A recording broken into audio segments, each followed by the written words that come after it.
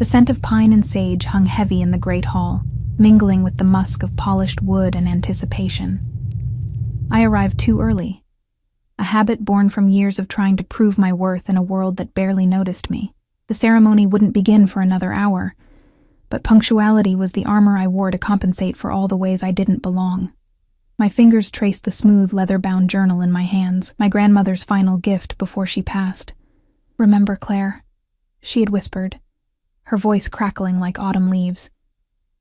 "True power isn't about where you sit, but how you stand when everyone wants you to fall." I clutched the journal tighter as I entered the vast ceremonial hall of the North Ridge Pack, wondering if I'd finally find my place in this rigid hierarchy. The room stood empty, save for the impressive wooden throne at the center of the raised dais. Carved wolves with gleaming amber eyes seemed to watch my every move from the armrests and high back of the seat. Golden light filtered through stained glass windows, casting prismatic patterns across the stone floor and illuminating dust motes that danced in the silence. I shivered despite the warmth of my sweater, my blonde hair falling across my face as I looked around uncertainly. As the Pack's healer apprentice, I had received the formal invitation just 3 days ago, my first official recognition since joining North Ridge after my old pack was decimated by hunters. 2 years of existing on the periphery, of healing minor wounds and mixing herbal remedies while avoiding eye contact with the warriors who dominated our society. 2 years of being Claire the outsider, Claire the quiet one, Claire whose wolf was too gentle for a world that valued ferocity above all else. The invitation had felt like the first thread of belonging, and I'd spent hours last night pressing my only decent dress. A simple blue garment that matched my eyes but did little to disguise my slender frame. Lacking the muscular definition most she-wolves possessed, I approached the dais slowly, drawn by some inexplicable pull. The Alpha King's coronation ceremony would mark a new era for all werewolves in the region. Roman Gray, the name alone sent a ripple of whispers through our pack whenever mentioned. I'd glimpsed him only once, from a distance. Tall and forbidding, with shoulders that seemed capable of carrying the weight of all our futures, and eyes that held the cold calculation of a predator assessing prey. The throne beckoned, bathed in that golden light.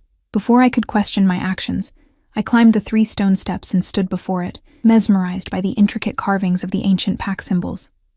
My fingers reached out, tracing the worn edges where countless alphas had rested their hands during centuries of rule. "Just for a moment," I whispered to myself, the sound echoing in the empty hall. "Just to know how it feels." I turned and lowered myself onto the throne, my heart hammering against my ribs. The seat was surprisingly comfortable, worn smooth by generations of powerful leaders. I let my hands rest where theirs had, feeling the strange warmth of the wood despite the morning chill.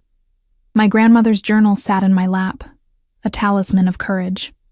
For one breath-stealing moment, I allowed myself to imagine belonging somewhere, truly belonging. Not as the timid healer who startled at loud voices, but as someone worthy of respect. My wolf stirred within me, stretching luxuriously in a way she rarely did, as though the throne somehow recognized her when no one else ever had. The sound of approaching footsteps shattered my reverie, heavy, purposeful strides that could only belong to a dominant wolf. Panic seized me, but before I could move, the massive wooden doors swung open. He filled the doorway completely, broader and taller than I remembered from my distant glimpse. Roman Gray, Alpha King-elect, stopped abruptly, his dark eyes locking onto mine with an intensity that froze the breath in my lungs. Time suspended as his gaze traveled from my face to the throne I occupied, and the temperature in the room seemed to drop several degrees. My voice failed me as I scrambled to stand, nearly dropping my grandmother's journal in my haste. "I'm sorry, I was just sitting on my throne." His voice was deeper than I expected, each word precisely measured and laced with quiet danger. He moved toward me with the fluid grace of an apex predator, unhurried, yet unstoppable. "Do you know what happens to wolves who take what belongs to the Alpha King?" I backed away, my heel catching on the step behind me. I would have fallen if he hadn't moved with impossible speed, his hand gripping my upper arm to steady me. The contact sent a jolt through my system, heat and electricity and something else I couldn't name. His scent enveloped me, pine forests after rain, and something primal that made my wolf pace restlessly beneath my skin. I arrived early, I managed, hating how my voice trembled. The ceremony? I was curious. I didn't mean any disrespect. His face remained impassive as he studied me, but something flickered in the depths of his dark eyes. Curiosity, perhaps, or amusement. Neither seemed particularly reassuring. His hand remained on my arm, neither punishing nor gentle, simply ensuring I couldn't flee. Your name. It wasn't a question. Claire Bennett. I'm the healer apprentice for Northridge. Recognition dawned in his expression. Bennett, from the Red Moon Pack Massacre.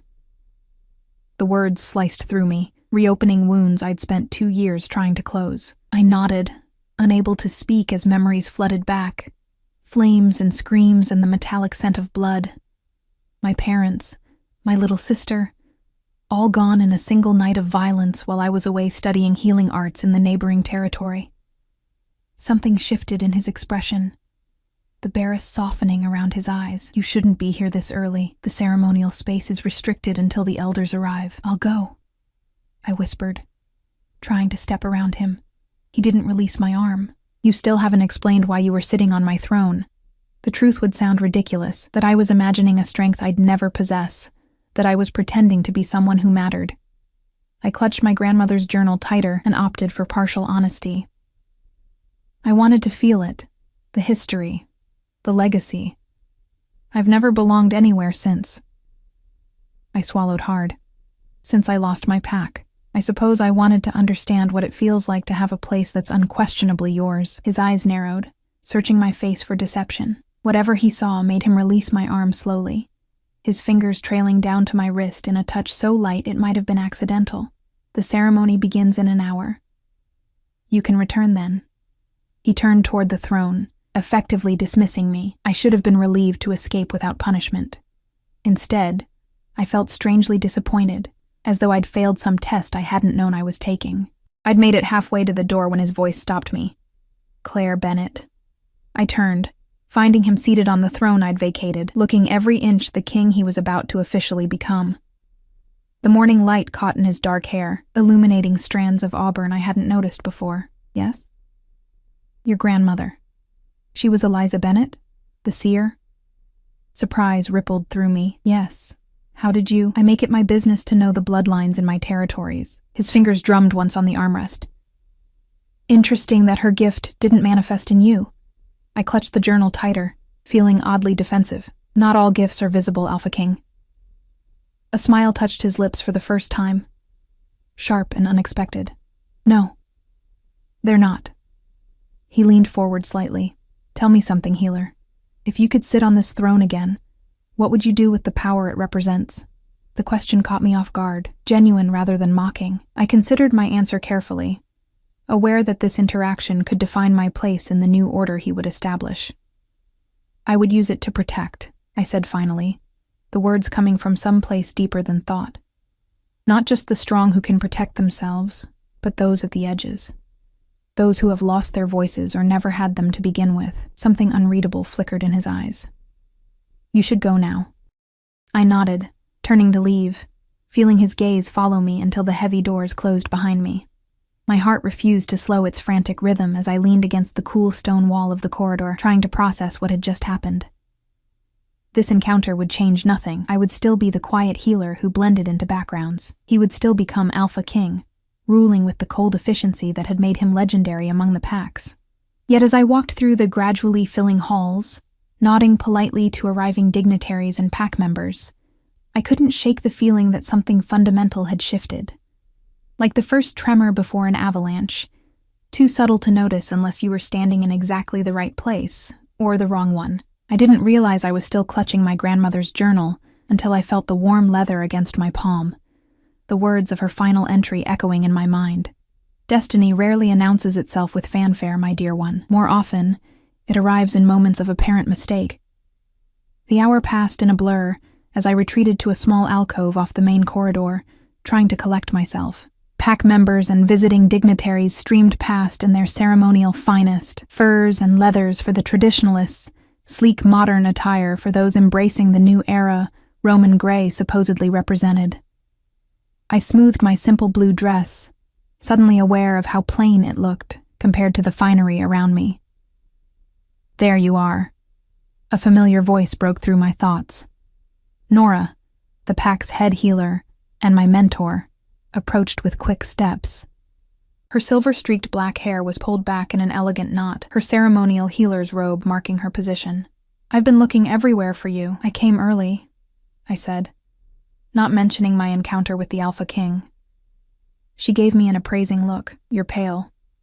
Are you feeling ill?" "Just nervous," I replied, forcing a smile. "I've never attended anything this formal." Nora squeezed my arm reassuringly. "Stay close to me." Healer Bennett and Apprentice Bennett, just as the invitation stated. She lowered her voice, though why Thomas insisted you specifically be included in the invitation remains a mystery. Thomas Gray, Roman's younger brother and closest advisor. I'd never spoken to him, though I'd treated his mate, Sophia, for a training injury last month. A coincidence, surely. "It's starting," Nora whispered, guiding me toward the Great Hall. "Remember your place. Second row, healer's section. Keep your eyes lowered during the oath-taking. It's considered disrespectful to..." "Watch an alpha channel the ancestral power," I finished. I remember the protocols. The hall had transformed in my absence. Hundreds of candles bathed the space in warm light, and every seat was filled save for the ceremonial spaces at the front. The air hummed with tension and excitement, conversations blending into white noise as Nora led me to our designated places. I could feel eyes on me as we took our seats, curious glances and a few outright stares. As one of the few survivors of Red Moon Pack, I'd grown accustomed to being an object of morbid fascination, though I never understood why anyone would envy being the last of your bloodline. "That's her," someone whispered behind me, "the one they call Ghost Wolf." I stiffened at the nickname I hadn't heard in months, a cruel reference to both my pale coloring and the rumor that my wolf was as insubstantial as mist, too weak to take physical form. I'd manifested late at 19, and my wolf's gentle nature had always been viewed as a defect in our warrior culture. Nora shot a silencing glare over her shoulder, and the whispers ceased. She had always been my fiercest defender, taking me in when I arrived at Northridge with nothing but grief and my grandmother's journal. The ceremonial horn sounded, 3 long notes that resonated through the hall and brought immediate silence. The doors swung open, and the procession began, pack elders first, followed by the territorial leaders, each wearing the symbolic colors of their domains, and then he entered. Roman Gray moved with the contained power of a predator who had never needed to hurry. His ceremonial attire was simpler than I expected. Black pants and a deep crimson shirt under a leather jacket adorned with the ancient symbols of the Gray bloodline. No crown, no excessive ornaments. His authority needed no external markers. My breath caught as his gaze swept the room, pausing for the briefest moment when it reached the healer's section. Had he recognized me? I lowered my eyes quickly, but not before I noticed the slight narrowing of his gaze. The ceremony proceeded according to tradition. The pack elders recited the ancient laws, their voices blending in practiced harmony.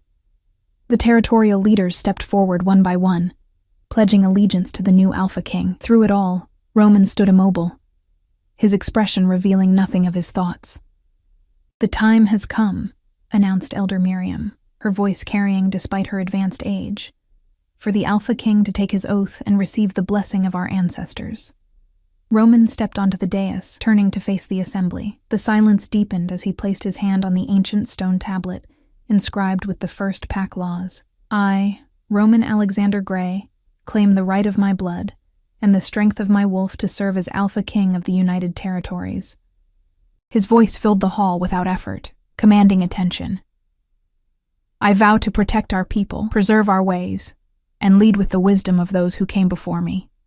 As he spoke the final words, a visible ripple of energy pulsed through the hall, the ancestral power acknowledging his claim. Gasps rose from the assembly. Such a strong response hadn't been seen in generations. I felt it like a physical touch, a warm current flowing through the air, carrying with it whispers of ancient voices. My skin tingled, and deep within, my wolf stirred restlessly, rising closer to the surface than she had in years. I gripped the edge of my seat, struggling to maintain control. Nora glanced at me, concern etching her features. "Claire?" "I'm fine," I whispered, though I was anything but. Something was happening that I didn't understand, a resonance between the ancestral power and something deep within me. Roman's gaze suddenly snapped in my direction, his eyes widening fractionally. Could he sense it too? The connection snapped as quickly as it had formed when Elder Miriam stepped forward with the ceremonial goblet. "Drink, Alpha King, and seal your bond with the blood of the first wolf." The liquid within wasn't actual blood, but a sacred herbal mixture that symbolized the lineage passed down through generations. Roman drank without hesitation, and another wave of power pulsed through the hall, stronger than the first. This time, I couldn't contain my reaction. A small gasp escaped my lips as heat flooded my veins, my vision blurring momentarily. My wolf pushed against my consciousness, no longer content to remain dormant. I closed my eyes, silently pleading with her to settle. "What's wrong?" Nora hissed, gripping my wrist. "I don't know," I managed, struggling to breathe normally. "Something about the ceremony is affecting my wolf." Before she could respond, Elder Miriam's voice rose again. "The ancestors have spoken. Roman Grey is confirmed as Alpha King." She turned to address him directly. "As is tradition, you may now select your ceremonial attendants for the coming year, those who will stand as extensions of your authority." This was unexpected. The tradition of ceremonial attendance was ancient and rarely observed in modern times, a holdover from when the Alpha King required personal representatives in far-flung territories. Roman nodded solemnly, descending the dais steps to stand before the assembly. "I claim this right and name my attendants." He gestured to his brother, Thomas Grey, as Blood Council. No surprise there. Thomas stepped forward, accepting the silver armband that marked his position. "Marcus Donovan, as War Chief."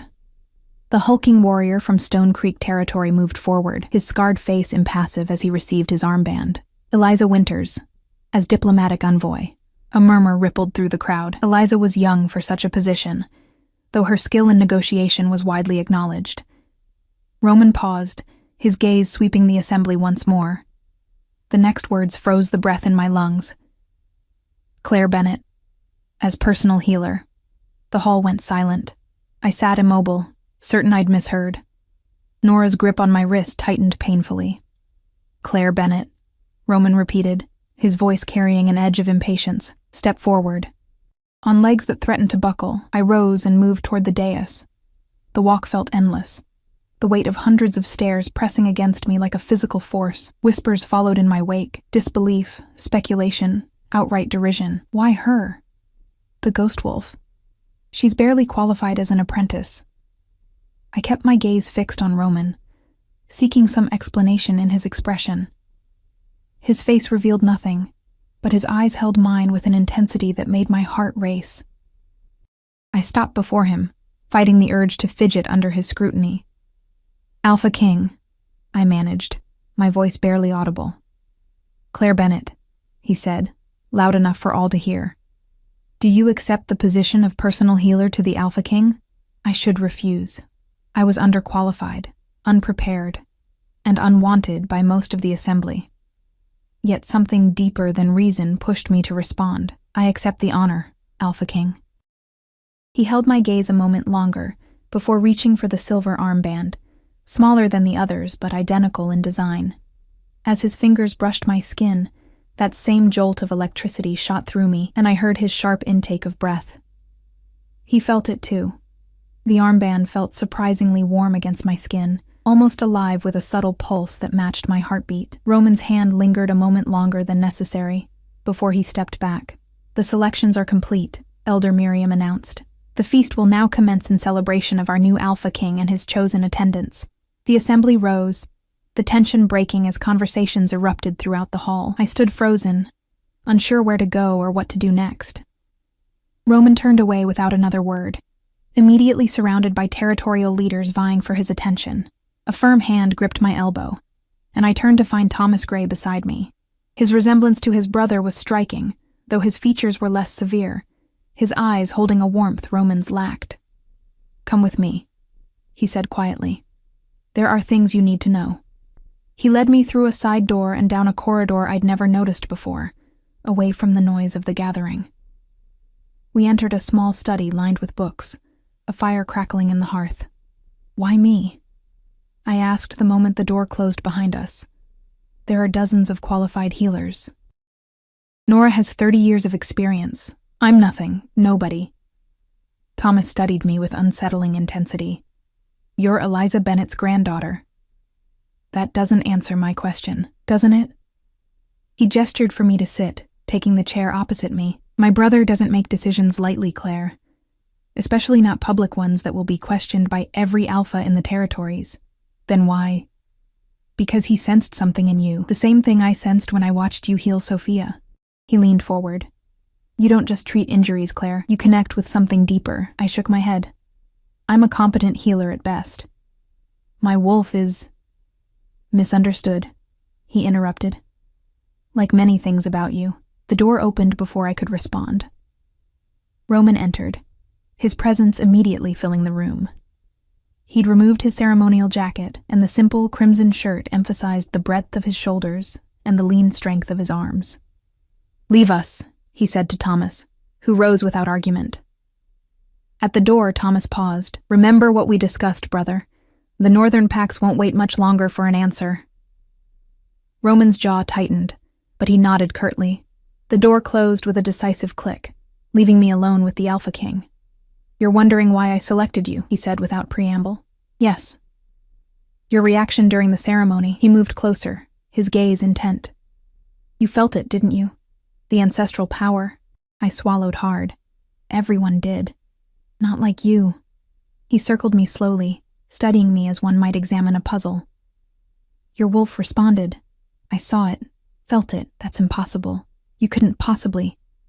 I am Alpha King, he cut in, his voice deepening with authority. I sense every wolf in my presence, their strength, their nature, their potential. He stopped directly in front of me. Yours has been hiding. I stared up at him, caught between indignation and fear. I don't know what you mean. Don't you? He reached out, his fingers brushing the silver armband. Your grandmother's journal. What does it tell you about your lineage? The question startled me. How did you... Answer the question, Claire. I fought the urge to step back from his looming presence, from the intensity of his gaze that seemed to strip away all pretense. My grandmother wrote about our family history, I said carefully. Stories of our ancestors, healing traditions passed down through generations. Nothing about your wolf? Roman pressed, his voice deceptively soft. I hesitated, my fingers instinctively seeking the reassurance of my grandmother's journal, only to remember I'd left it in the alcove during the ceremony. She believed my wolf was special but different. She called her a quiet walker. Something flashed in Roman's eyes, recognition. When was the last time you shifted? The question pierced through my carefully constructed defenses. I dropped my gaze to the floor, shame burning my cheeks. 2 years ago. The night my pack was attacked, his silence compelled me to continue.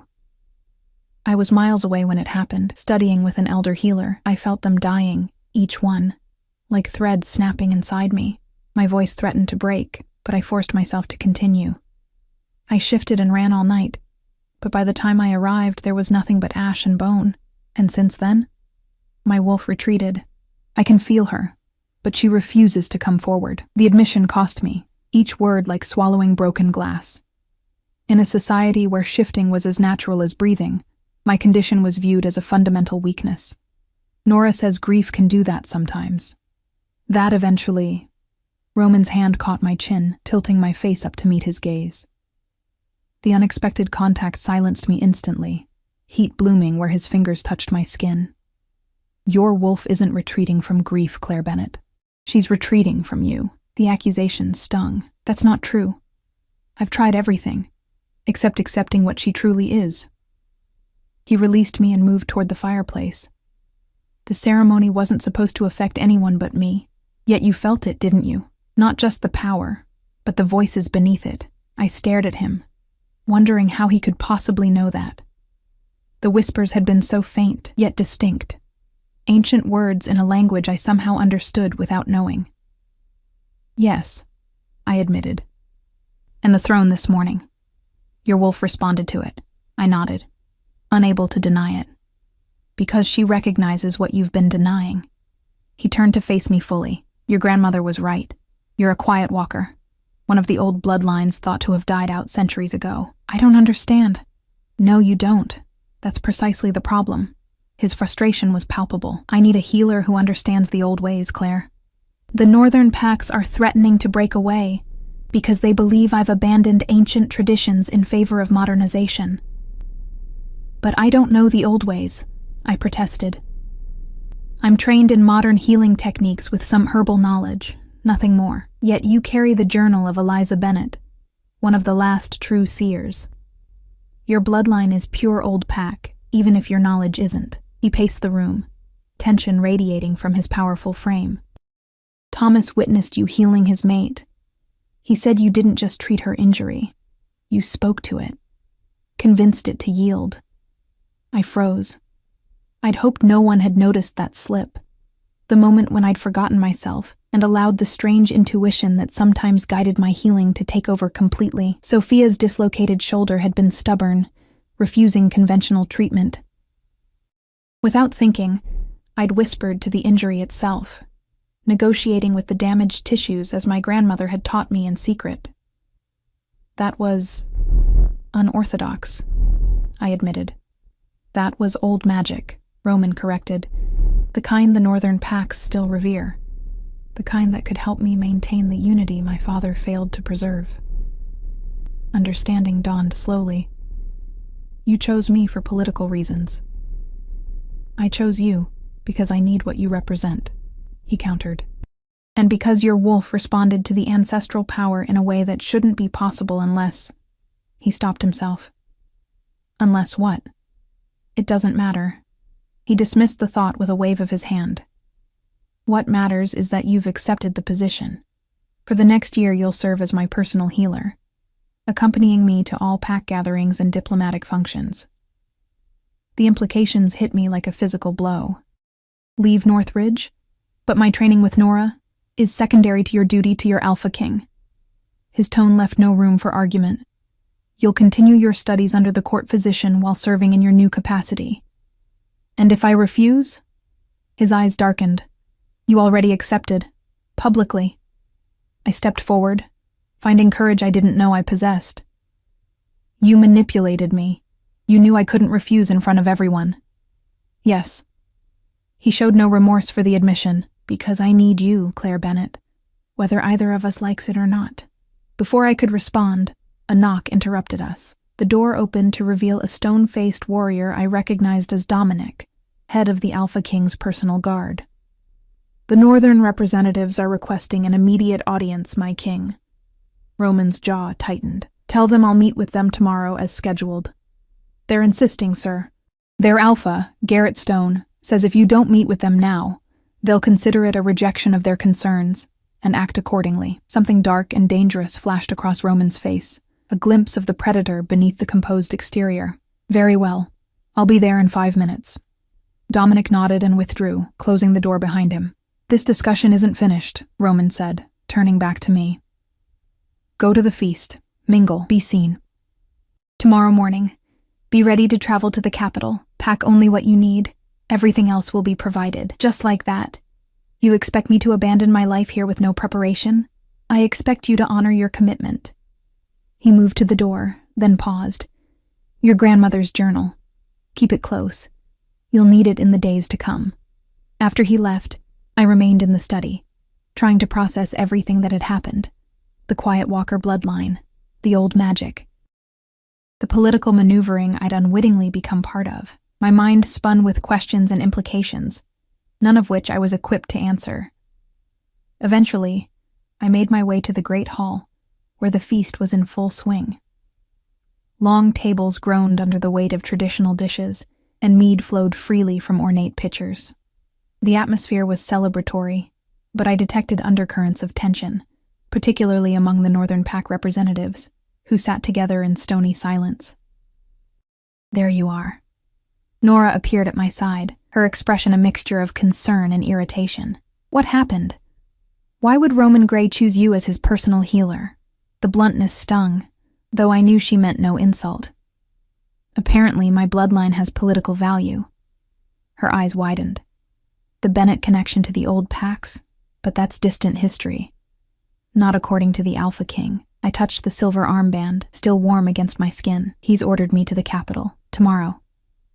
Nora's shock gave way to calculation. This could be an opportunity, Claire. The court has resources we can only dream of here. Ancient texts, practitioners of the old healing arts. Or it could be a disaster, I countered.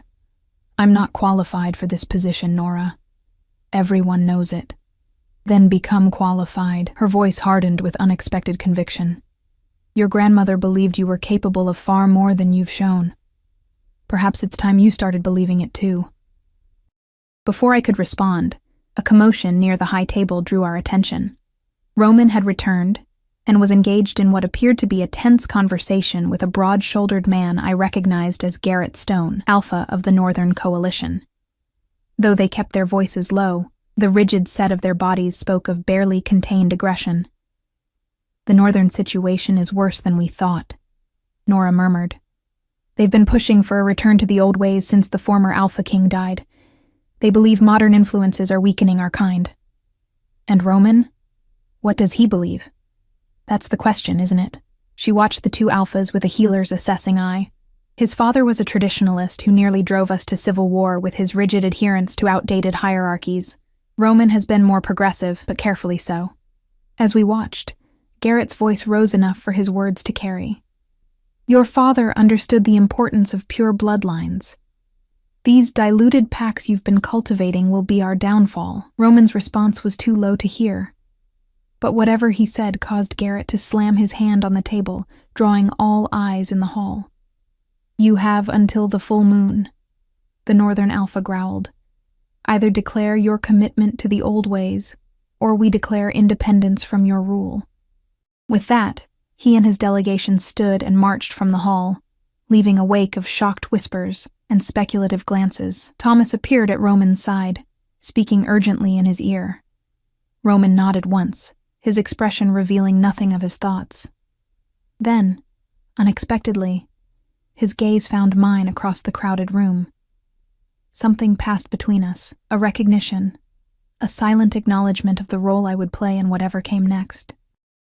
I was still reeling from the intensity of that look when someone bumped roughly into my shoulder, nearly causing me to spill my untouched mead. I turned to find Kira, one of Northridge's elite warriors, staring at me with undisguised contempt.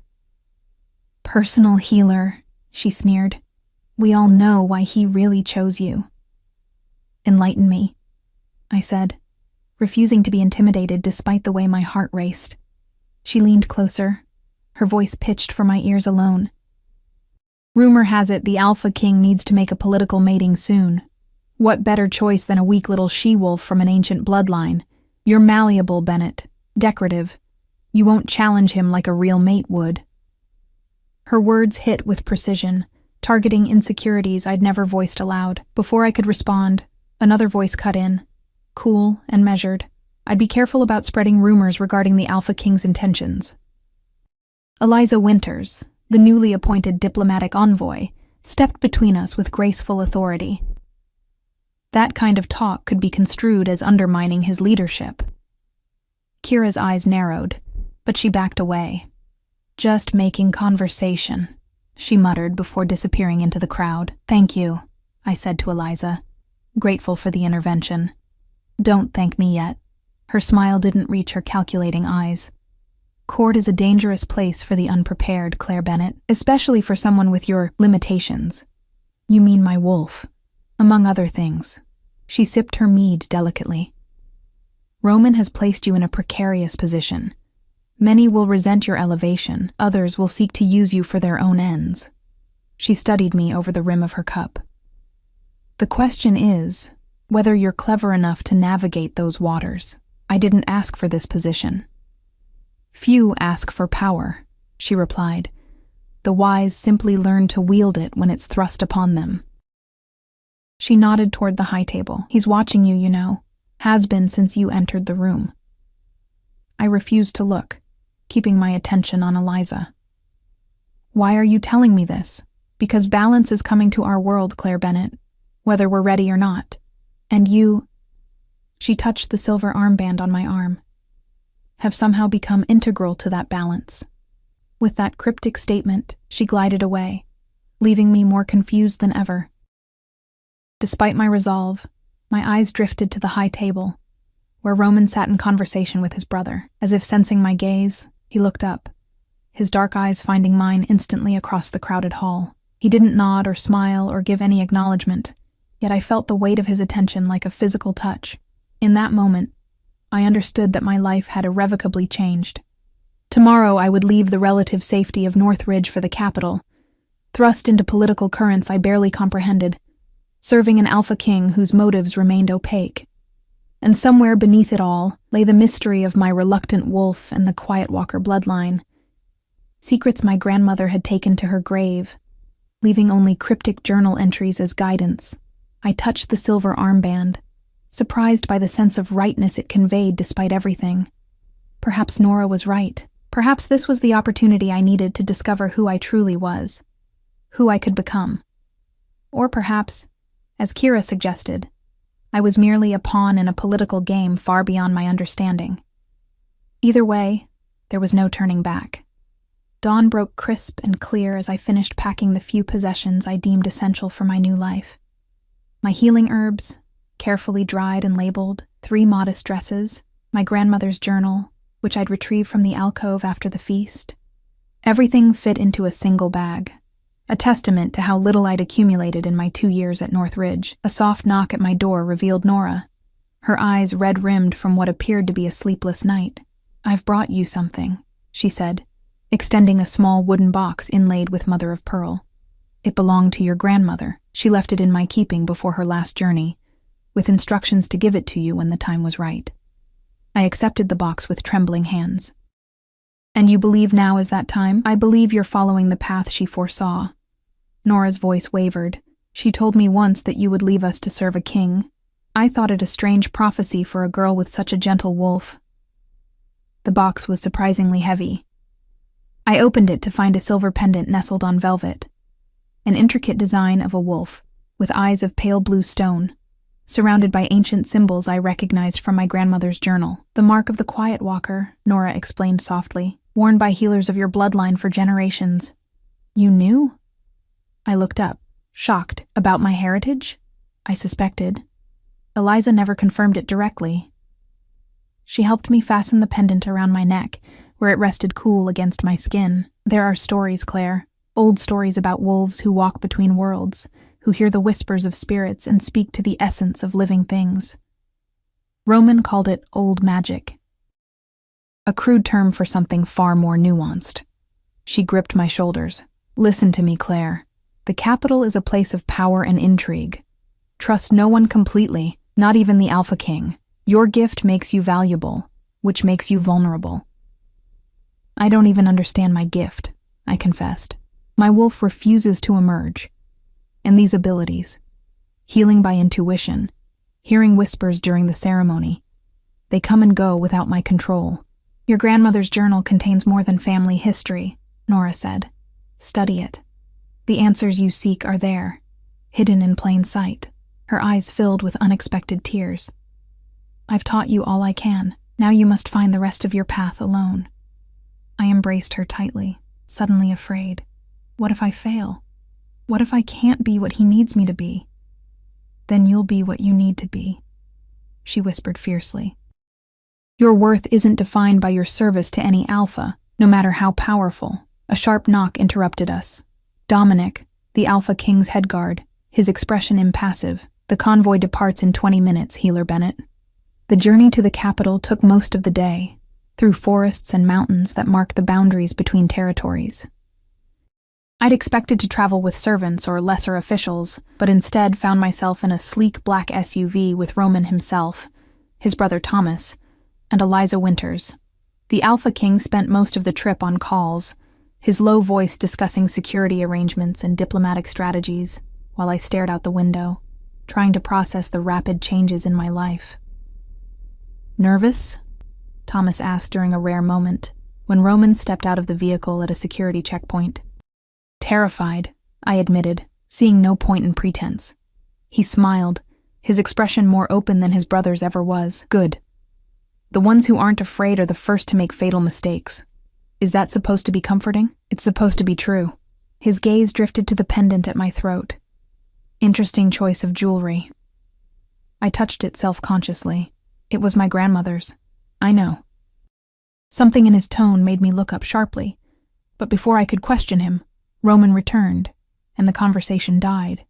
The capital rose before us as we crested the final hill, an unexpected blend of ancient stone structures and modern architecture, surrounded by forested parkland rather than the urban sprawl I'd expected. At its center stood Castle Grey, the historic seat of the Alpha Kings, its granite walls gleaming silver in the afternoon light. "Welcome to Lunar City," Eliza said, noting my wide-eyed expression. "The only major werewolf settlement hidden in plain sight. Humans think it's a private historical preserve," Thomas explained. "We allow limited tourism to the outer districts, which maintains the illusion while funding our infrastructure." As we drove through the city streets, I was struck by the vibrant energy of the place, werewolves moving freely, without the careful restraint required in human areas. Some even shifted casually between forms in designated parks, something I'd rarely seen since leaving my childhood pack. Castle Grey proved even more impressive up close, part medieval fortress, part modern governmental compound. Guards nodded respectfully as our vehicle passed through multiple security checkpoints before stopping in a private courtyard. "Thomas will show you to your quarters," Roman said as we exited the vehicle. His first words to me since we'd left North Ridge. "Get settled. Your duties begin tomorrow morning." Before I could respond, he strode away, immediately surrounded by aides with urgent matters requiring his attention. I fought a wave of disappointment I had no right to feel. "Don't take it personally," Thomas said, noting my expression. "He's been dealing with the northern situation for months. It's escalating faster than anyone anticipated.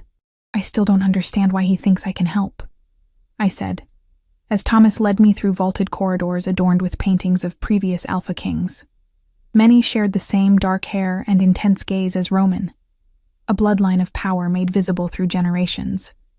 "Because you represent something we've lost," he replied cryptically, "something the northern packs value above all else." My quarters were located in the healer's wing, adjacent to the Royal Infirmary, a spacious suite with a bedroom, sitting area, and small private garden accessible through French doors. The walls were lined with bookshelves filled with medical texts, both ancient and modern, and a desk near the window held fresh parchment and writing implements. "The court physician will meet with you in the morning to discuss your duties," Thomas said. "In the meantime, feel free to explore the healer's wing. Dinner will be served in your quarters tonight, to give you time to adjust. And tomorrow? When do I begin serving as the Alpha King's personal healer? Roman has a meeting with the council at 10. He expects you to attend." Thomas moved toward the door, then paused. "One more thing, Claire. The pendant you're wearing. I suggest keeping it concealed in public areas of the castle. Why? Because symbols have power, especially old ones." His expression grew serious. "Not everyone will be pleased to see a quiet walker in the Alpha King's court." After he left, I explored my new quarters, running my fingers along leather-bound tomes and examining the collection of healing herbs displayed in glass cabinets. Everything was impeccable, clearly prepared for my arrival with thoughtful attention to detail. The small garden revealed itself to be a healer's dream, raised beds filled with rare medicinal plants, many of which I'd only read about in Nora's texts. A small fountain bubbled in the center, its water catching the late afternoon sunlight. I settled on a stone bench, finally allowing myself a moment to breathe. My hand found my grandmother's journal, its familiar texture bringing comfort amidst the strangeness of my new surroundings. I opened it randomly, a habit I'd developed whenever seeking guidance, and found a passage I hadn't noticed before. "The quiet walker's gift manifests most strongly in liminal spaces, thresholds between one state and another, dawn and dusk, equinoxes and solstices, the moment between sleeping and waking. It is in these spaces that the veil thins, allowing the walker to perceive what others cannot." I traced the words with my fingertip, wondering what other secrets lay hidden in these pages. Nora had said the journal contained more than family history, that the answers I sought were hidden in plain sight. Perhaps it was time I studied it more systematically, rather than reading it piecemeal for comfort. As darkness fell, a servant arrived with dinner, a simple but elegant meal of roasted venison, seasonal vegetables, and fresh bread. After she departed, I settled at the desk with my grandmother's journal, determined to uncover whatever knowledge it held about my mysterious heritage. Hours passed as I pored over the entries, some written in my grandmother's flowing script, others copied from far older sources. Patterns began to emerge, references to the Quiet One and the Wolf Who Listens, scattered throughout otherwise mundane accounts of healing techniques.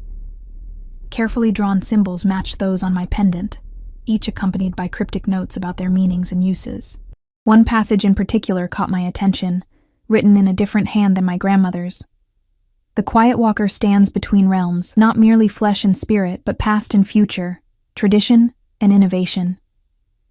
In times of greatest division, they emerge as bridge builders, healers not just of bodies but of packs.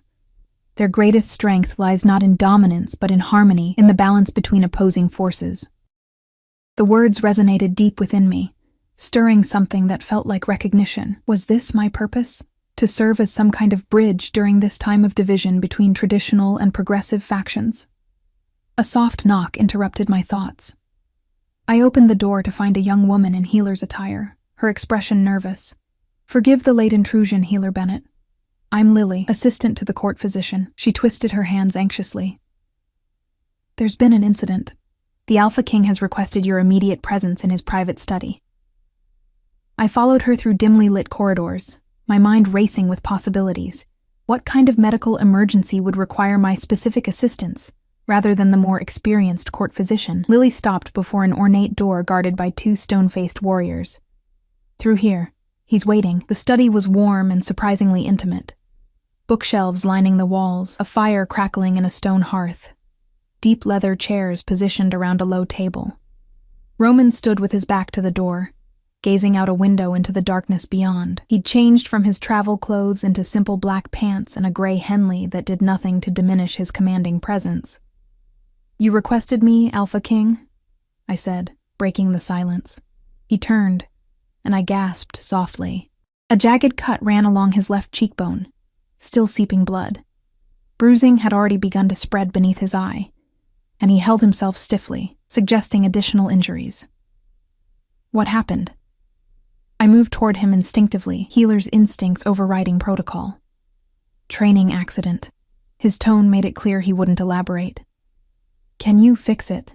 "Of course, but the court physician—" "I didn't ask for the court physician. I asked for you." His voice held an edge of impatience.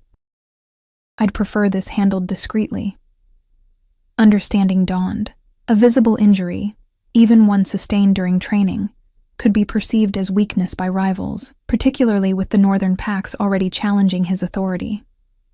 The Alpha King couldn't be seen as vulnerable, especially not now. "I'll need my supplies," I said, assessing the cut with professional detachment. "And better light. There's a healing kit in the cabinet behind you." "Will that suffice?"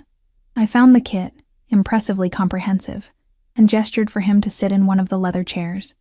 He complied without argument, which told me more about his condition than his stoic expression. "This may sting," I warned, cleaning the cut with antiseptic. He didn't flinch, though I knew it must have burned. As I worked, I became increasingly aware of our proximity, of the warmth radiating from his skin, of his scent, pine and rain and something uniquely him. My fingers trembled slightly as I prepared to suture the wound. "You're nervous," he observed. "I've never treated an Alpha King before." A hint of amusement flickered in his eyes. "We bleed the same as anyone else."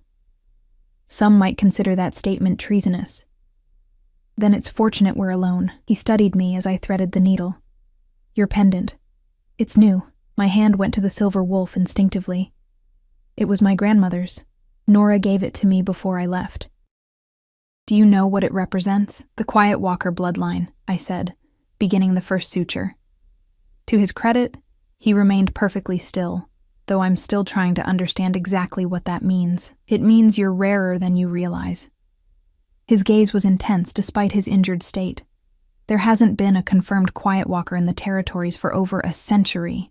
Then how can you be certain that's what I am? Because I felt your wolf during the ceremony. The admission seemed to cost him something. Not just her presence, but her nature. She's different. I focused on the sutures, needing the distraction from his scrutiny. Different has rarely been considered a virtue in our society. Perhaps that's what needs to change. Something in his tone made me look up, meeting his gaze directly. For a moment, neither of us spoke, caught in a current of unspoken communication that left me breathless. I broke the connection first, returning to my task. "There are other injuries," I said, noting the way he winced when shifting position. "Your ribs?" "It's nothing. With respect, Alpha King, I can't serve as your healer if you withhold information about your condition." A ghost of a smile touched his lips. "You're bolder than you appear, Claire Bennett. Only when it comes to healing." I finished the final suture and placed a small bandage over the wound. "The cut should heal cleanly, with minimal scarring. Now, your ribs." After a moment of consideration, he relented, lifting his shirt to reveal extensive bruising along his left side. I gasped at the mottled purple spreading across his ribs and abdomen, a stark contrast against his tanned skin. "This is from a training accident?" I couldn't keep the skepticism from my voice. In a manner of speaking, his expression remained neutral as I gently probed the area, checking for fractures. "2 cracked ribs," I concluded. "They need binding, and you should avoid strenuous activity for at least a few days. Not possible. Then they'll take longer to heal and cause you unnecessary pain. Pain is manageable." I sat back on my heels, frustration bubbling up. "Why request a healer if you intend to ignore their advice?" His eyes narrowed. "I requested you to treat the visible injury discreetly, not to dictate my schedule. Then perhaps you should have specified that in your instructions." The words escaped before I could censor them. And I froze, suddenly aware of my impertinence. To my surprise, Roman laughed, a short, genuine sound that transformed his severe features. "Thomas said you had unexpected fire beneath that quiet exterior." It seems he was right. Before I could respond, he sobered. "The Northern delegation arrives tomorrow for continued negotiations. I can't appear weakened in any way." Understanding dawned. This wasn't a training accident at all, was it? His silence was confirmation enough. "Who?" I asked, anger rising on his behalf. "It doesn't matter." "It does if they intended to sabotage tomorrow's negotiations by injuring you." He studied me with renewed interest. "You understand politics better than I gave you credit for." "I understand human, or werewolf, nature," I corrected, reaching for the bandages. "Hold still. This needs proper binding regardless of your plans." As I worked to wrap his ribs, my fingers occasionally brushing against his warm skin, I became aware of a subtle shift in the atmosphere between us. His breathing had deepened, and his scent had changed slightly, carrying notes I couldn't identify, but that made my wolf stir restlessly within me. "There," I said, securing the bandage. "That's the best I can do without proper rest and time." "It will suffice." He lowered his shirt, watching me thoughtfully. "Your technique is different from other healers I've observed." I began packing away the supplies, avoiding his gaze. "How so?" "You don't just treat the injury, you seem to communicate with it somehow." The observation hit uncomfortably close to the truth. When binding his ribs, I'd instinctively found myself using the quieter techniques my grandmother had taught me, not just wrapping the bandages, but whispering to the damaged tissues, encouraging healing at a level deeper than the physical. "Old family techniques," I said vaguely. "Nothing special. I think we both know that's not true." He stood, moving with careful grace despite his injuries. "Tomorrow's meeting starts at 10. Be prepared for hostility from the Northern delegation. They won't appreciate your presence. Because of what I represent? Because of what they fear you represent?" He moved to the door, then paused. "Claire." It was the first time he'd used my given name alone, without my surname attached. The sound of it in his deep voice sent an unexpected shiver through me. "Yes, Alpha King?" "Thank you." The word seemed unfamiliar on his tongue, awkward yet sincere. Before I could respond, he was gone, leaving me alone in the study with a lingering scent of pine, rain, and something I was beginning to recognize as desire. Sleep eluded me that night, my mind cycling through the day's events and the implications of what I'd discovered in my grandmother's journal. By dawn, I'd made a decision. If I was to serve as the Alpha King's healer, and potentially play some role in the brewing conflict, I needed to understand my abilities fully. I slipped into the private garden as the first rays of sunlight crept over the castle walls. According to my grandmother's writings, dawn was one of the liminal times when a quiet walker's gifts were strongest. I settled cross-legged on the stone path, the pendant warm against my skin, and closed my eyes. To find your wolf, my grandmother had written, you must first find the silence between heartbeats, the space between breaths, the moment between thought and action. I focused on my breathing, allowing it to slow and deepen. Gradually, the sounds around me sharpened, the whisper of leaves, the crystalline notes of water in the fountain, the distant song of birds welcoming the day. Beneath it all, I became aware of another rhythm, a pulse that didn't originate within me but resonated through me. The castle itself, I realized with wonder. I'm feeling its essence. I extended my awareness further, allowing the sensation to guide me deeper into the meditative state. There, in the quiet between thoughts, I finally found her, my wolf, curled within me, watchful and waiting. Not hiding, as I'd believed, but patient, preserving her strength. Why won't you come forward? I asked silently. Why retreat when I need you most? Her answer came not in words but in impressions, emotions, fragments of memory, the night of the massacre, the overwhelming grief, the instinctive knowledge that shifting then would have broken something fundamental within me. She had protected me the only way she knew how, by withdrawing until I was ready to bear the truth of what we were together. And now? I questioned. Am I ready now? The response was immediate, a surge of energy so powerful it took my breath away.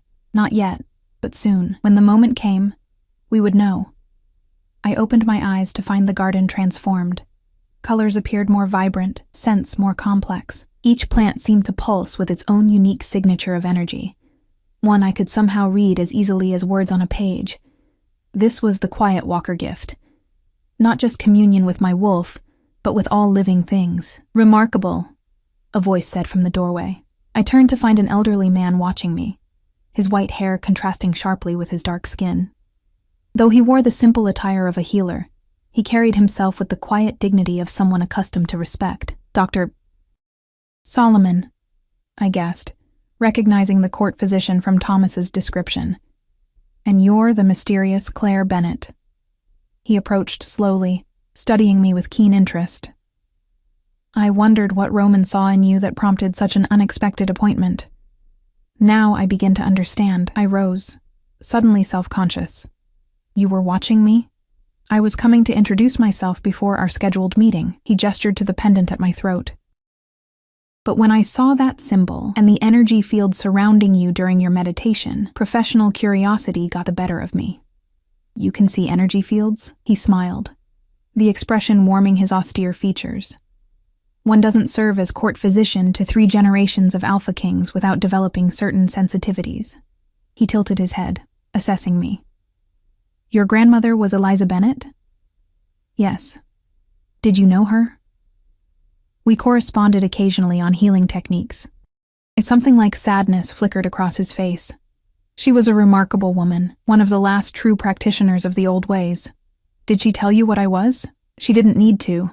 He gestured for me to follow him into the infirmary. The signs were there in her descriptions of you, for those who knew what to look for. The Royal Infirmary proved to be a seamless blend of traditional healing space and modern medical facility, with state-of-the-art equipment alongside cabinets of ancient remedies. Dr. Solomon moved through it with practiced efficiency, outlining my duties and responsibilities while I tried to absorb everything. The Alpha King rarely requires medical attention, he explained, but when he does, absolute discretion is essential. Any sign of physical vulnerability could be exploited by his enemies, I finished. I understand. I treated a wound for him last night. Dr. Solomon raised an eyebrow. Did you now? And how did you find your first official patient? Stubborn, I admitted. He refused to rest properly. The elderly physician laughed. You'll find that trait runs in the gray bloodline. His expression grew more serious. Today's meeting with the Northern delegation is critical. Watch the Alpha King carefully. He won't admit to pain, but you'll need to monitor his condition. Why is this conflict happening now? I asked. What's changed to make the Northern Pack so determined to break away? Dr. Solomon's gaze turned contemplative. Power vacuums create opportunity. The former Alpha King's death after 2 decades of increasingly conservative rule left questions about the direction our society would take.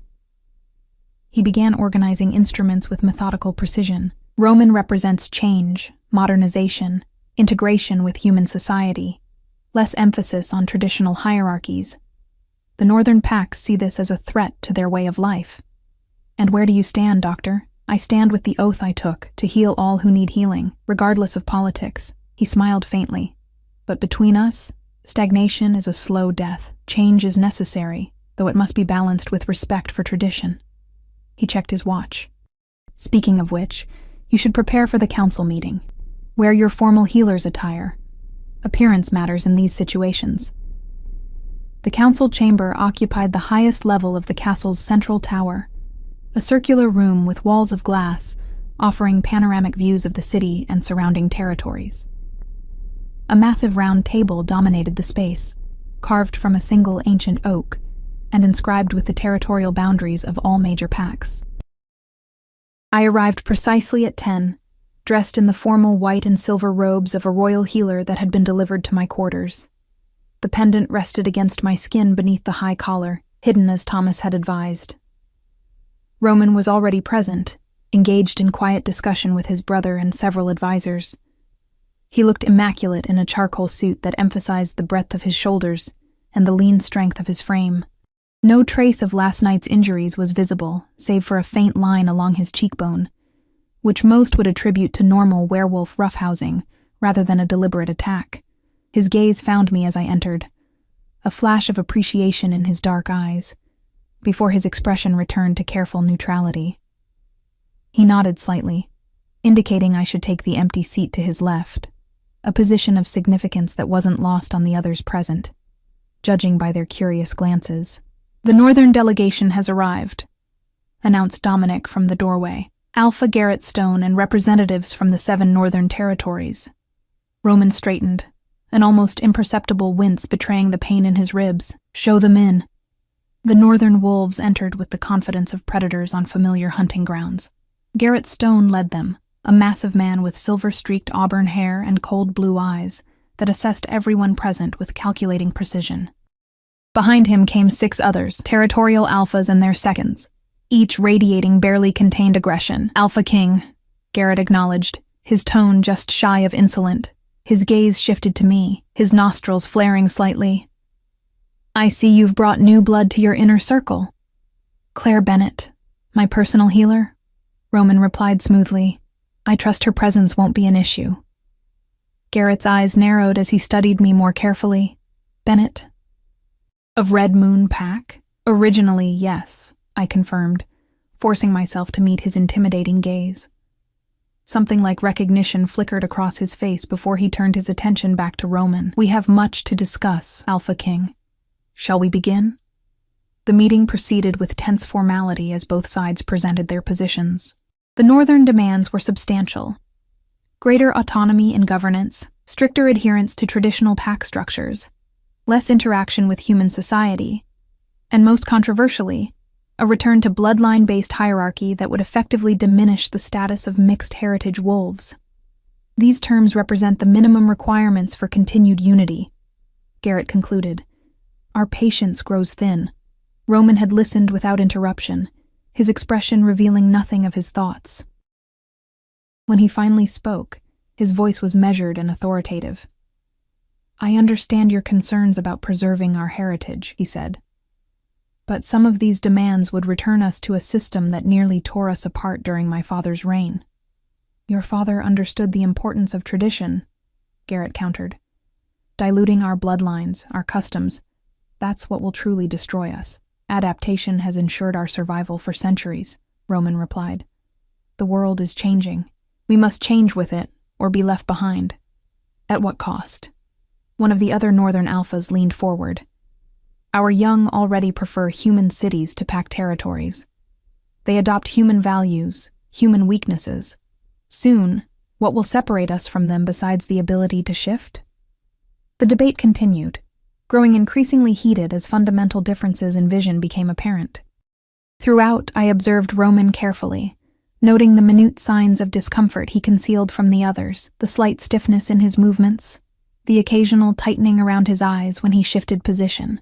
It was during a particularly tense exchange that I felt it, a shift in the energy of the room, a subtle darkening around Garrett that my newly awakened senses perceived as malevolent intent. My wolf surged within me, suddenly alert and protective. Without thinking, I placed my hand on Roman's arm, a seemingly supportive gesture that allowed me to whisper a warning. "He knows you're injured. He's going to challenge you physically." Roman gave no outward sign of having heard me, but beneath my palm, his muscles tensed in preparation. Sure enough, Garrett abruptly changed tactics. "Perhaps we've talked enough for today," the Northern Alpha said, rising to his impressive height. "In the old tradition, let us settle this as wolves, not politicians. I challenge you to single combat, Alpha King. Let strength decide the future of our packs." The room went silent. A formal challenge couldn't be refused without severe loss of face, yet accepting it would force Roman to fight with cracked ribs against a fresh opponent, exactly as someone had planned. "An interesting proposal," Roman replied, his voice betraying none of the pain I knew he must be feeling, but rather unimaginative. The old ways offered more than just tooth and claw to resolve conflicts. Garrett frowned. "What are you suggesting?" "The trial of integration." Roman's unexpected answer sent murmurs through both delegations, in which representatives from opposing factions must work together to overcome a challenge that neither could surmount alone. "That hasn't been used in centuries," Garrett scoffed. "Because it requires wisdom as well as strength." Roman stood, matching Garrett's stance. "Choose your champion, Alpha Stone. I've chosen mine." He placed his hand on my shoulder, sending shockwaves through the assembly. "Her?" Garrett looked incredulous. "The healer?" "Precisely." Roman's confidence never wavered. "Your strongest warrior paired with Claire Bennett. If they can successfully complete the trial, I will accept your core demands. If they fail, you will accept my proposed compromises." Confusion and outrage erupted from the Northern delegation, while Thomas and the royal advisors exchanged alarmed glances. I remained frozen, unable to comprehend why Roman would stake everything on my untested abilities. "And what exactly would this trial entail?" Garrett demanded once the clamor subsided. "The Moonstone Caverns," Roman said. "Your champion must retrieve the Alpha Stone from the heart of the labyrinth, but the path is protected by barriers that only a healer versed in the old ways can neutralize." Understanding dawned slowly. The Moonstone Caverns were legendary, a natural formation beneath the castle that had served as a proving ground for Alpha Kings since the earliest days of our kind. According to legend, only those worthy could navigate its depths and claim the Alpha Stone, a crystal said to resonate with the ancestral power. "And if I refuse this archaic test?" Garrett challenged. "Then you demonstrate that your commitment to the old ways extends only to those traditions that benefit you personally," Roman replied smoothly. Hardly the position of a principled leader. Garrett's face darkened with anger, but he was trapped by his own rhetoric. To refuse would undermine his entire argument about respecting ancient traditions. "Very well," he growled finally. "I choose Alexander as my champion." He gestured to a towering warrior with ice-blue eyes and a scar running from temple to jaw. "When does this trial begin?" "At moonrise," Roman declared, "the traditional time for all trials of leadership." The meeting concluded shortly thereafter, the Northern delegation departing with barely concealed fury. The moment they were gone, I rounded on Roman. "Have you lost your mind?" I hissed, propriety forgotten in my panic. "I know nothing about these caverns or how to neutralize magical barriers." "But you will," he said with unsettling certainty, "because your grandmother left you everything you need to know." He nodded toward my chest, where the pendant lay hidden. "That's not merely a symbol of your bloodline, Claire. It's a key." Hours later, I found myself in Roman's private study, surrounded by ancient texts and maps of the Moonstone Caverns. Thomas had joined us, along with Dr. Solomon, whose knowledge of castle history proved invaluable. The trial hasn't been attempted in over 2 centuries, the elderly physician explained, unrolling a yellowed parchment. Not since the Great Division, when the territories were first established. Why choose this particular test? I asked Roman, who stood by the window, his profile sharp against the fading daylight. Because it can't be won through strength alone, he replied. The Northern Pacts value their warriors above all else, but this trial requires balance, strength tempered by healing, aggression channeled through wisdom. A metaphor for the unity you're trying to preserve, Thomas observed. Precisely. Roman turned to face us. The Northern Pacts aren't wrong about everything. We have lost touch with certain aspects of our heritage, the deeper magic that once defined us. But returning to blood purity and rigid hierarchies isn't the answer. And you believe I can help bridge that divide? I asked, still struggling to understand my role in his strategy. I know you can. His certainty was unshakable. Your grandmother's journal. Did you bring it? I produced the leather-bound book, which Roman immediately opened to the final pages, revealing diagrams I'd never noticed before. Maps of the caverns with notations in my grandmother's flowing script. She knew this day would come, he said softly. She prepared you for it, even if you didn't realize it. As moonrise approached, I changed into the clothing Roman had provided. A simple gray tunic and pants, designed for ease of movement, with my grandmother's pendant now displayed openly around my neck. My stomach churned with anxiety as I made my way to the castle's lower levels, where the entrance to the caverns awaited. A small gathering had assembled to witness our departure. Roman and Thomas, Dr. Solomon, representatives from both delegations, and my assigned partner, Alexander, who regarded me with undisguised contempt. Remember what we discussed, Roman said quietly, as he fastened a small pack containing essential supplies around my waist. Trust your instincts. Your wolf will guide you when needed. What if she doesn't come when called? I whispered, voicing my deepest fear.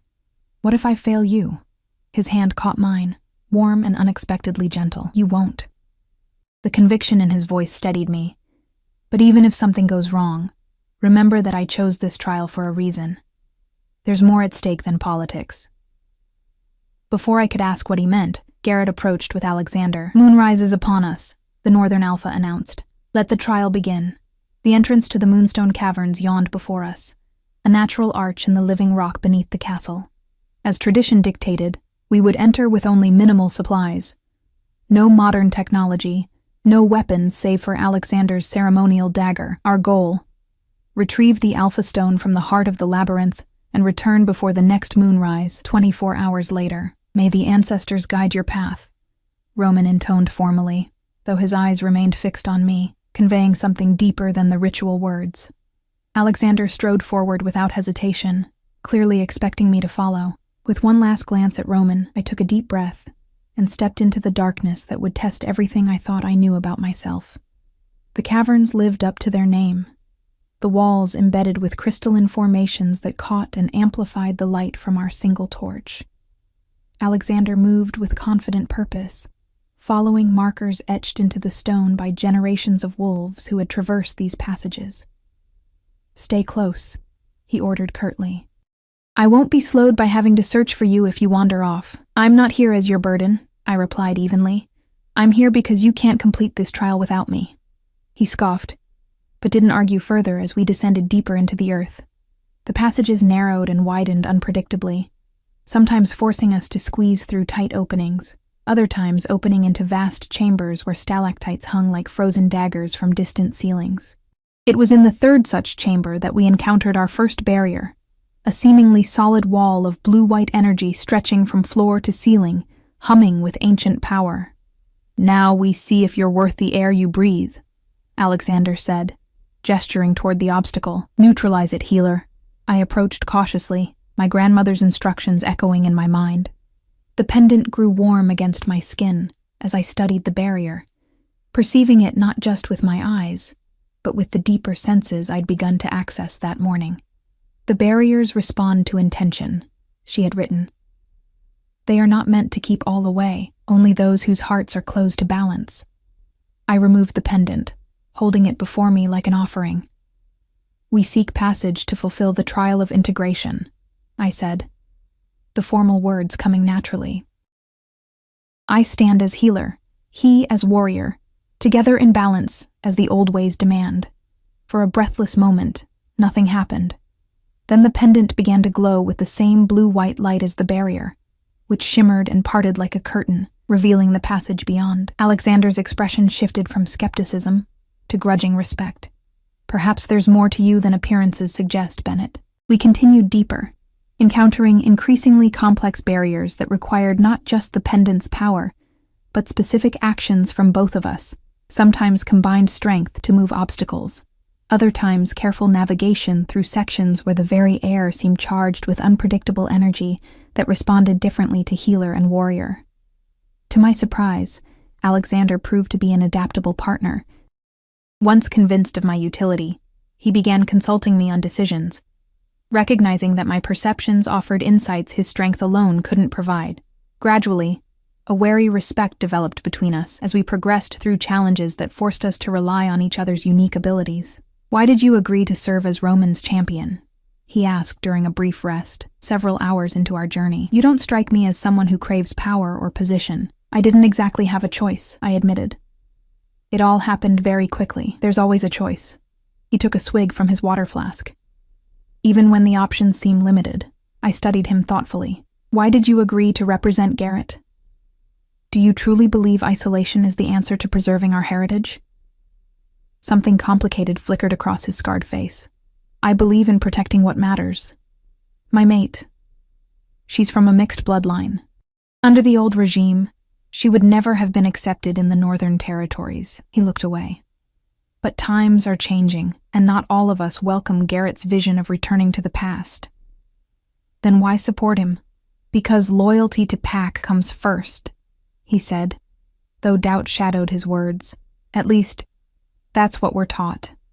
His confession shifted something between us, a newfound honesty that would serve us well as we faced the final challenges of the labyrinth.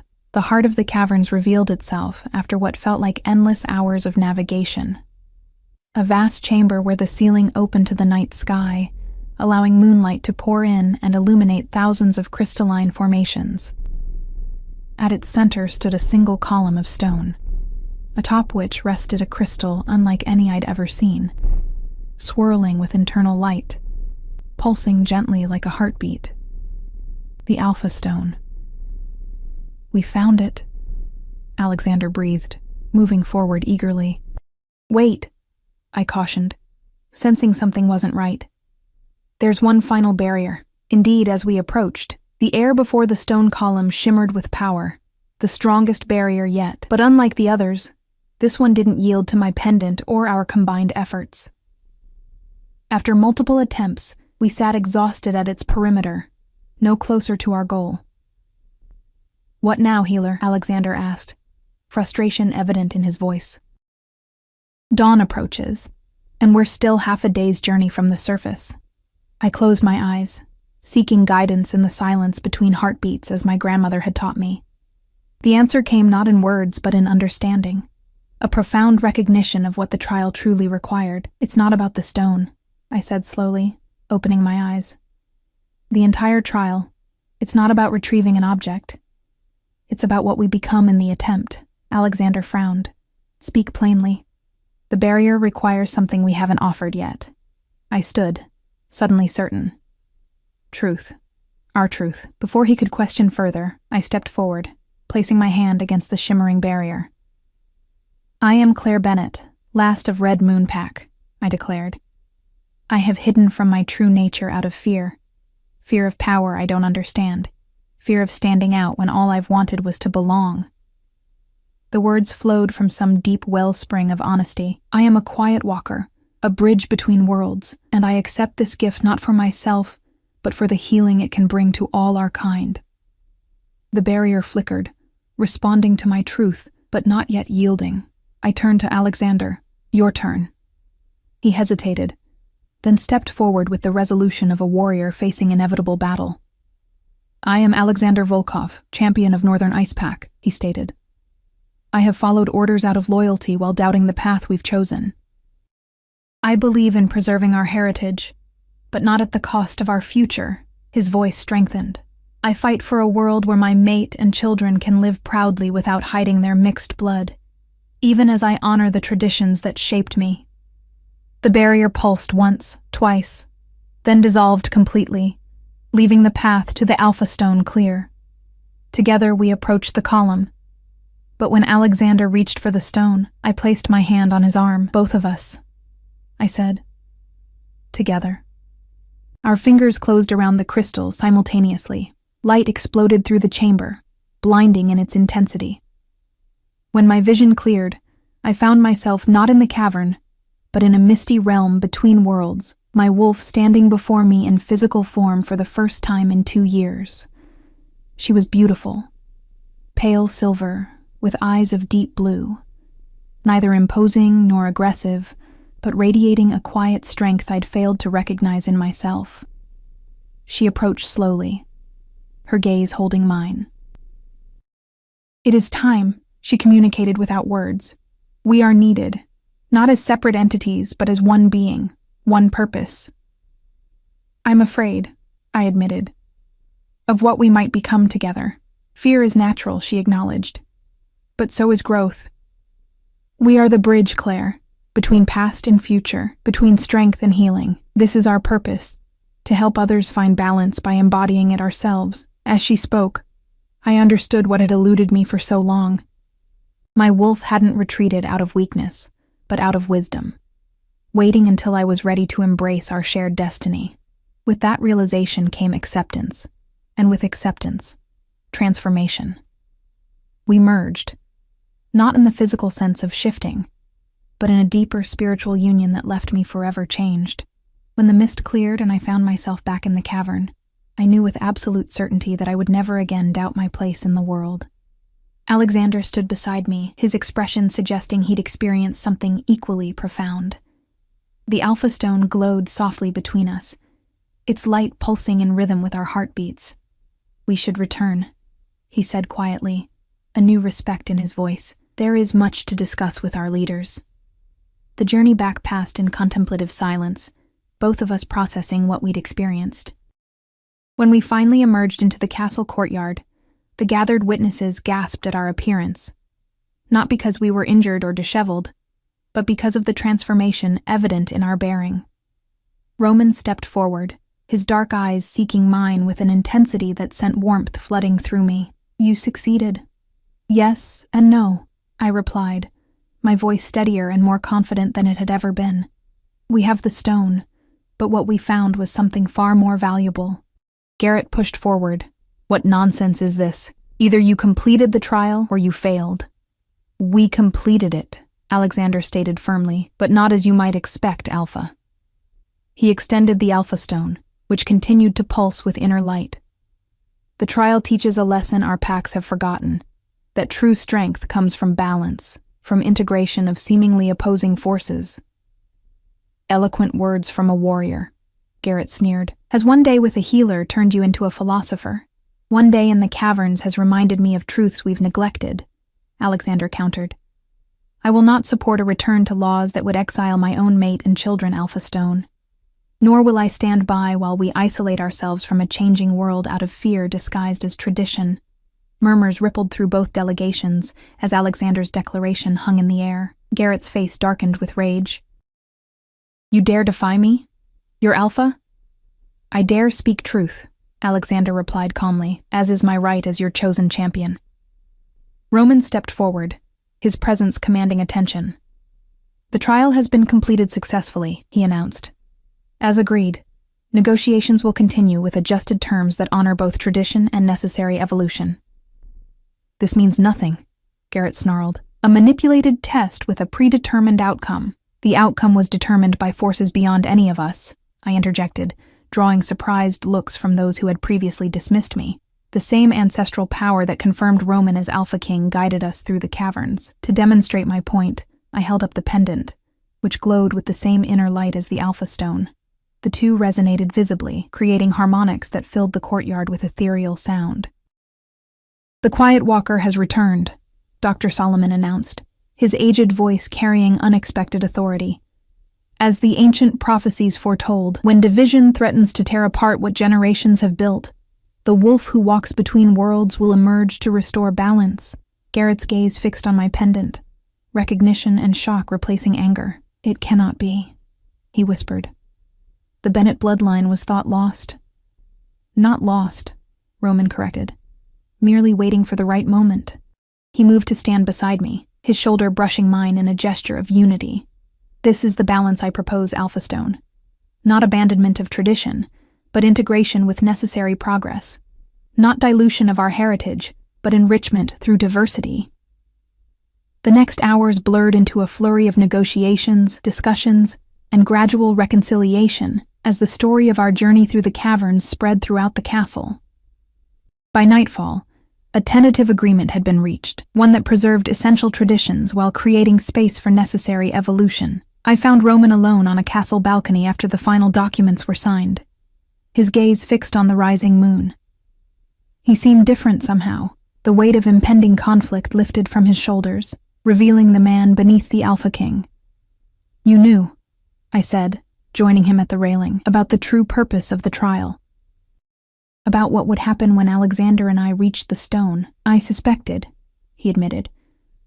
"Your grandmother contacted me before she died, you know. She shared a prophecy about a time of division and the Quiet Walker who would help heal the rift. So everything, selecting me as your healer, the ceremony, all of it, was to fulfill a prophecy? It began that way," he acknowledged, turning to face me fully. "But somewhere between your sitting on my throne and emerging from those caverns as the woman who stands before me now, it became about much more than prophecy." The intensity in his gaze made my heart race. My wolf, now a constant presence rather than a reluctant companion, stirred with pleasure and recognition. "What happens now?" I asked softly. "Now we build something new," he said, his hand finding mine on the stone railing. "Something balanced between what was and what could be." He hesitated, an uncharacteristic uncertainty crossing his features. "That is, if you're willing to remain by my side, not just as my healer, but as my partner in what comes next." I looked up at him, this powerful man who had recognized something in me before I'd seen it in myself. "As your mate, you mean?" "Eventually, yes." His thumb traced circles on my palm, sending shivers up my arm. "But first as my equal, my counterbalance, the strength to my strength, the wisdom to my determination." He stepped closer, his scent enveloping me. "The northern packs will respect you now, especially once word spreads about your bloodline. Together we can show them that honoring tradition doesn't mean rejecting progress." "And is that all I would be to you, a political advantage?" His free hand rose to cup my cheek, his touch surprisingly gentle for one so powerful. "You know better than that, Claire Bennett. You've seen beneath the surface of things since the moment you sat on my throne." The truth of his words resonated within me. From our first meeting, something had connected us beyond politics or position, a recognition of complementary natures, of pieces that fit together to create something stronger than either could be alone. "Yes," I said simply. "I'll stay." His smile transformed his severe features, revealing the man few were privileged to see beneath the Alpha King exterior. Slowly, giving me every opportunity to pull away, he lowered his head until his lips met mine in a kiss that started gentle but quickly deepened with the passion we'd both been restraining. My wolf surged forward in joyful recognition, finally at peace with her place in the world, and with the mate fate had chosen for us. As Roman pulled me closer, deepening the kiss with a hunger that matched my own, I understood what my grandmother had meant in her final journal entry. True power comes not from dominance, but from balance, not from forcing others to yield, but from finding the strength to remain soft in a world that worships hardness. Remember this, my Claire, when you stand beside the king who will need your gentle heart as much as you need his protective strength. In the months that followed, the territories began the complicated process of reconciliation and reform. The northern packs, with Alexander now serving as their representative, gradually accepted the balanced approach Roman advocated, preserving essential traditions while embracing necessary changes. My position evolved from personal healer to full partner in governance, my quiet walker abilities bringing a perspective that had been missing from werewolf leadership for generations. Roman and I were mated in a ceremony that honored both ancient traditions and modern sensibilities, beneath a full moon with representatives from all territories in attendance. Even Garrett Stone eventually acknowledged the wisdom of our union, though he would never be our strongest ally. The Alpha Stone was returned to the heart of the Moonstone Caverns, its purpose fulfilled. But my grandmother's pendant remained with me, a constant reminder of the heritage I had finally embraced and the bridge I had become between worlds that had nearly torn themselves apart. "Do you ever regret it?" Roman asked one evening as we stood on our balcony, watching the moon rise over the unified territories, being thrust into this role before you were ready. I leaned into his embrace, feeling the steady strength that had become my anchor in a world of constant change. "I was never thrust into anything," I corrected gently. "I sat on your throne of my own accord, remember? Some part of me knew exactly where I belonged, even when I thought I was making a terrible mistake." He laughed, the sound rumbling pleasantly against my back. "The best kind of mistake, as it turned out." "The only kind worth making," I agreed, turning in his arms to kiss him beneath the light of the moon that had witnessed our journey from strangers to partners to mates. "The kind that leads you exactly where you're meant to be."